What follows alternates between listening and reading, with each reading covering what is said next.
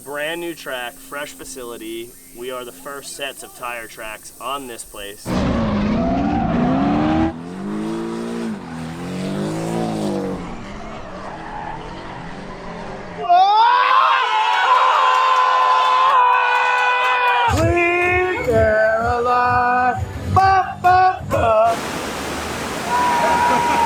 We might get yelled at, but we're gonna do a track walk 5 minutes before they go on track.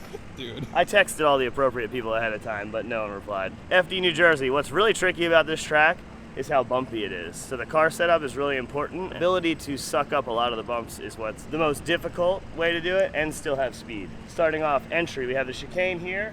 It is a very tight chicane and then a very short run up. You can get up to about 85 on entry if you're going as fast as you can go, but most people enter about 75. This is the smoothest part of the track. It's mostly nice asphalt from when it used to be a drag strip. And they want you entering by the last line on the wall. So you have 3, 2, 1, must be entered and on throttle at the start of the zone. Okay, these are our 3, 2, 1s. As you can see, there's people entering even earlier than that. The last cone is actually very late. You need to be entered by there no matter what. But they want you set and lighting off by that. And they've actually put a line across the track to reference for the drivers. You should be lighting off on throttle about here. So there should be no more handbrake, tires are rotating, and you're starting to move in this direction. We're in the zone. This is where you need to be. They are very, very, very anal about going 2 tires off. You will get a 0 if you go 2 tires off. What's tricky about that is this is on a complete angle off. So it wants you to go 1 or maybe 2 tires off. Is if you drop 1, and guess what happens to your other tire? Shrink. It starts going 2. And another tricky thing is, if you have a ton of angle and you're 90 degrees and you drop 1, you dropped both. Oh yeah, true. 0. I think if they're in the same plane, it shouldn't be a 0, but very hard to judge, so we'll see how that goes moving forward. You're looking across this big hump in the middle at that orange or yellow and black stripe on the wall. So you're gonna try to get out to the outside of the track before that point, so visually you're staring at that section. And then starts the bumps. First bump here. And then the drag strip is actually fairly flat. The problem is each lane is different. So now you've got a bump going in, your car compresses, it goes up over the bump, comes down, now you're coming down the other lane of the drag strip, and another bump, and then going back onto the asphalt, and many bumps in the zone where you're supposed to be slowing down. I don't know if you can get low enough to see this, but there's lots of bumps. So the goal in a perfectly transitioned snappy through that bumps, the ass of your car about here, you can pick up the throttle and go right into outer zone 2. That BC Racing clipping point right there signifies where outer zone 2 starts. This is a tricky one. They've moved the wall back, so now there's a bunch of dirt there. A little softer for the wall hit, saves you a little bit. This wall used to be right on the edge of the track. You'll see lots of dust clouds. These poor people in the crowd are gonna get roached like a jet ski splash, dude. Oh yeah. This is the splash zone for dirt. It's really tricky to be in this box, coming across the hill, across the transition, all the bumps, and get the car set. So you'll see there's a lot of tire drops. Yeah, there is a lot of dirt already up on the barrier. 10 mil, freshie. Save that one for later. You gotta keep those. But that drop, again, it sucks you in and pulls the other tire in. And I think if you put 2 tires on this, it's considered a 0. But again, 5 feet, 5 feet of room to be in the zone. In the car, with lots of angle right here, you start getting pretty blind because you're trying to follow these 2 tracks and they disappear because of the hill. You kind of can't see the rest of it, so you got to start looking at your markers. So for me, I aim for the torque drift 2 there, right before the BC one. I know I need to start leaving at that point because it looks like it keeps going forever until that. This is where the bumps start getting crazy. You'll see lots of cars hopping all over the place. Yeah, you can see First dip is here. And then you come up onto the drag strip and it's flat again for 1 lane. And then asphalt, again, bump, changing surfaces, grips changing, concrete again asphalt, and then again asphalt. So this section right here is super, super bumpy. So while you can't really see the outer zone, your car's also going like this the whole time. And the suspension setup in this section is very, very key. Like having the right amount of compression bleed so that the suspension can suck up the bumps, but then having enough rebound where you're controlling the tire and making grip. This is where everybody goes 2 tires off. I wonder why. Look at the line, it stops curving. No wonder everybody goes 2 tires off. Everybody drops a tire there, gets wobbly. End of outer zone 2 to inner clip 1. This is very smooth, lots of grip. Your car's already on the pipe. You've had tons of room and time to get your car settled, and it finally smooths out, and you can pick up the power and go across interclip 1. Right about here as a driver, been looking in this general area to get your spot, and then you're focused, bam, right on that BC Racing interclip. You don't have to be on the wall here, although it does help to be about 2 feet off the wall to get the best arc through interclip 1. So you're in the car, you're aimed up for interclip 1. What's really cool about this when you're a lead driver, that you can see the next zone from the clip, so you can draw that arc in your eyes. It's a little dusty right now over there from everybody dirt dropping, but you're gonna get across this interclip, and each of those hashes is basically a reduction of points or ability to win. So as you get further away from the clip with your front bumper, each one of those lines, if the other person's one line closer, they're gonna have an advantage over you. The chase driver is the worst case scenario. You wanna be up here in this clip, basically running this thing over as a chase driver, because the lead driver is going to cross over in front of you, and then you get the clear view of what's going on at outer zone 3. If you are back here, that dude's going to get on the gas and drive in and smoke you out. You're going to get stuck and not be able to see anything. Across the infield again on the bumps, dude. Asphalt to concrete, tapered for the drag strip, and then a big dip off the asphalt going into the outer zone right here. So I always played it a little safer.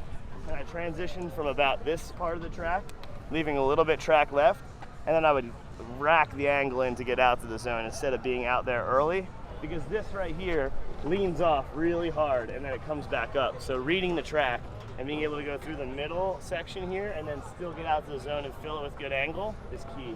If you're out here too early, what happens is your car frees up a little bit, and then you get into the zone where it flattens out and it drives you away from the zone. Splash zone, all these dudes are gonna get so dirty. But this is the smoothest turn on the track, not a lot of bounce. Good radius for coming across the infield. You wanna basically keep it.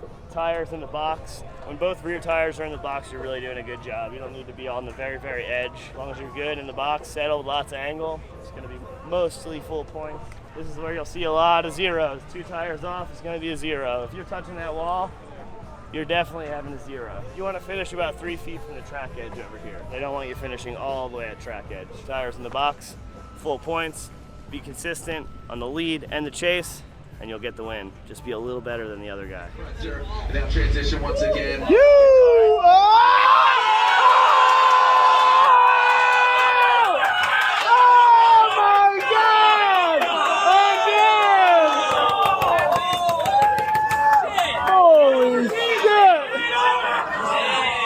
They're gonna watch and blame Osbo. He's gotta be so pissed. Oh yeah. Whoa! Full roost, bro. Sweet Caroline. Bop, bop, bop. Hey, good job, dude. Thank you, dude. No worries, dude. Hell yeah. Ripping in that thing. Jesus. Oh, dude, that was ripping, bro, for sure. Congrats, dude. Hell yeah. Rippers. This dude came down to see what's up. Yeah, dude. Yeah, they're having good, right? Yeah. Yeah. What? How the f you make it over here? I have a scooter. Good job, bro. Proud of you. Let's hear from the pros, and I want to get someone's opinion. Okay. Right here, Chelsea Denofa. Dragging me into this. Of course, I'm dragging you in. It's so good to see you. What did you see from our pro drivers tonight?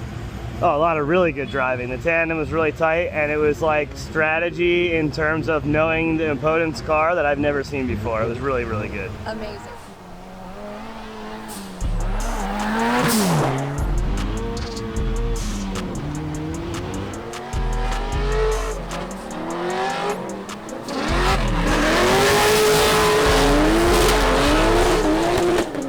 Nothing caught on fire, that's good. Well, first runs, right, with this new turbo setup, and everything's gonna get hot for the first time. And you can say it actually got very hot.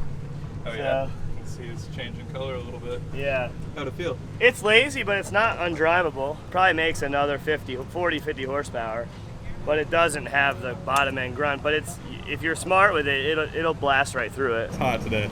I feel like my intake air temps right now. They were 173.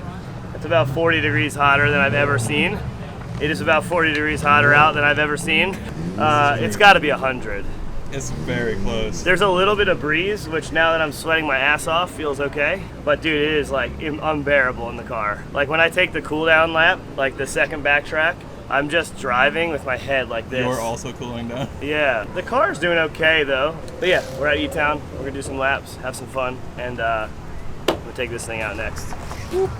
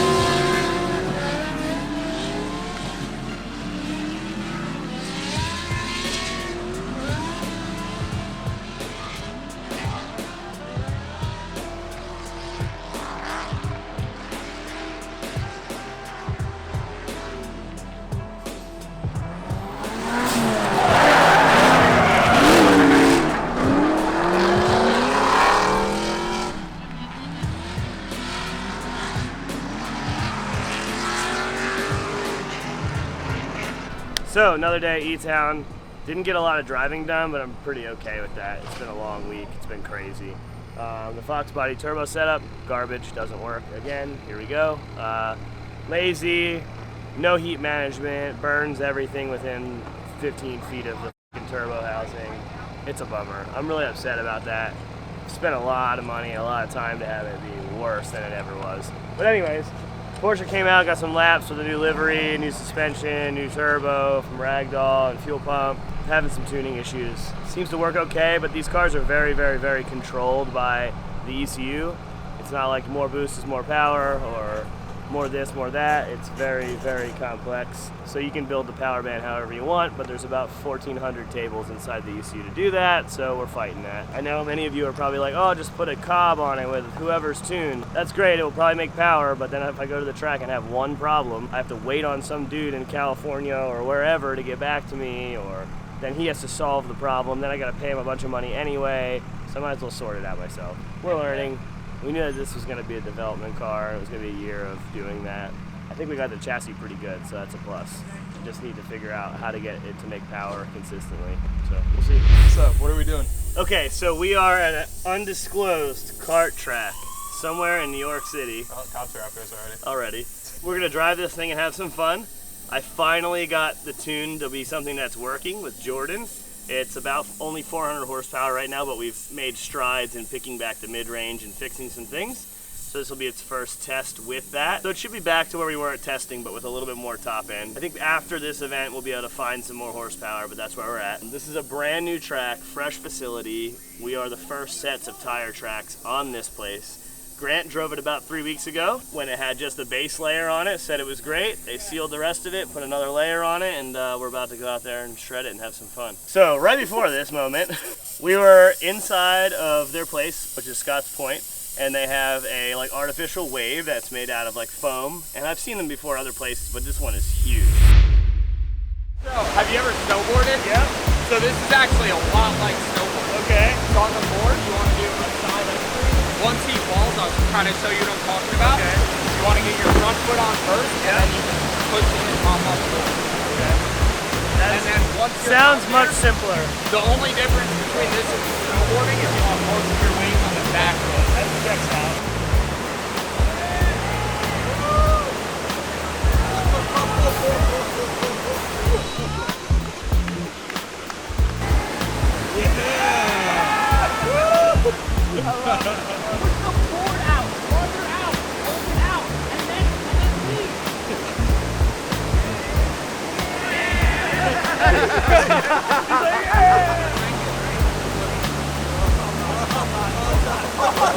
Oh God, that was a headshot.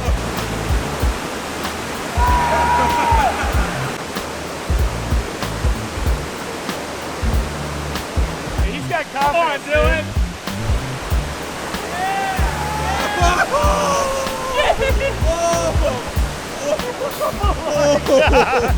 Dude, I felt the ground shake.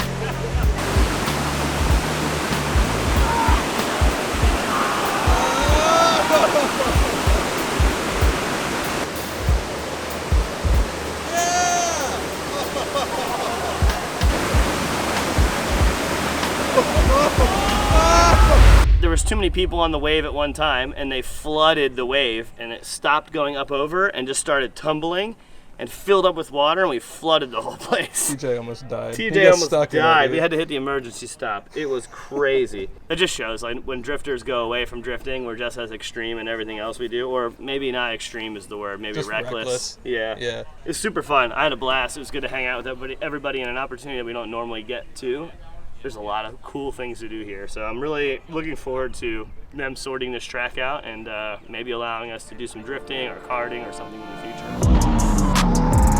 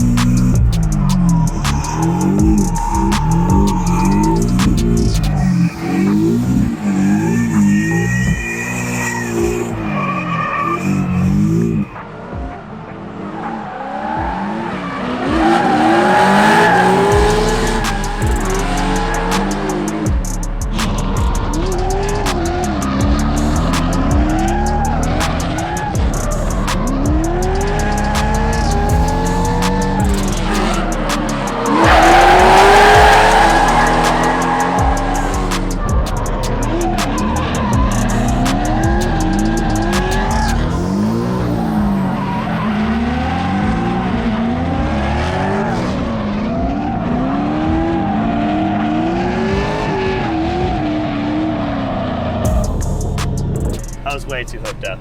Is that why And I only got wasn't 2 getting laps. into boost? It Well, sounds it like might have wasn't- actually been getting into boost. Oh, really? Did you go into first on that like backstretch? Yeah, apparently everybody was though. Oh, okay. Yeah. So like I was thinking I was down on power, but I just hooked my car up too much. But we still got some laps, and I feel like I know the track. It worked really well. Tandem, my first tandem, which is Nice. sick. The car dives, brakes, does everything it's supposed to do. So I'm pretty excited about that. I can't wait to drive some more with it later in the week. She done good again. Last event got some laps. We figured it out, and now it's ready to for real. Damn. On that note. On that note,